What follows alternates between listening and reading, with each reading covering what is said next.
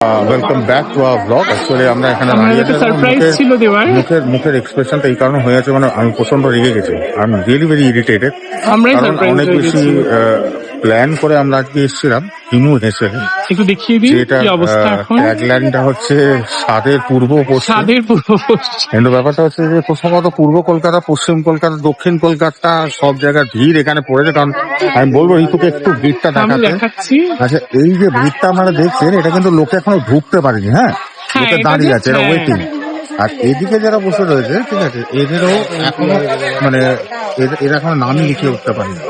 আমরা তো দূরে থাক, আমরা তো মানে কি বলবো, আমরা তো আমরা নামটা লিখিয়েছি আমাদের যেহেতু দুজনে। আই থিঙ্ক ধোবিকা কোঠা না কারকানা কাটকা, ঠিক আছে, হিমু হেসেল, ঠিক আছে। অবভিয়াসলি ভিড়টা থেকে বোঝা যায় সামথিং।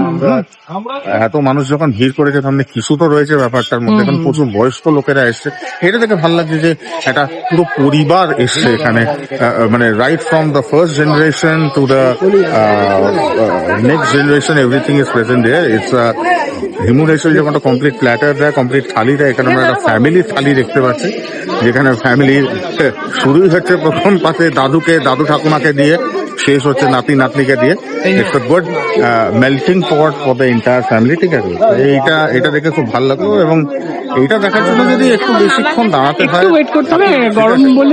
বাঙালির যুগ যুগ জিও, বাঙালির নববর্ষ যুগ যুগ জিও, হিমু হেসেল যুগ যুগ জিও, অ্যান্ড আমাদের চিরকাল আমরা সবাই সবার সমগ্র পরিবারের সাথে পয়লা বৈশাখ কাটাক, বছরের পুরো দিনটা কাটাক, একসাথে তারা থাকুক, খুব ভালো থাকুক, আপনারাও খুব ভালো থাকুন।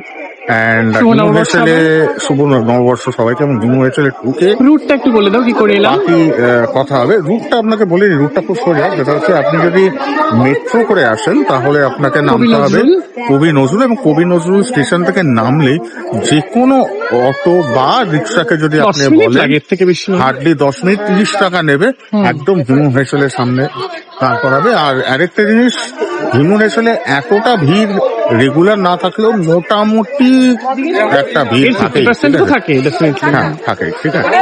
তো বাকি কথা, হিমু হেসেলে যদি ভাগ্যবান হই আমরা ঢুকতে পারি, বাকিটা ওখানে গিয়ে বলছে, ঠিক আছে। বড্ড গরম লাগছে, ঠিক আছে, টাটা।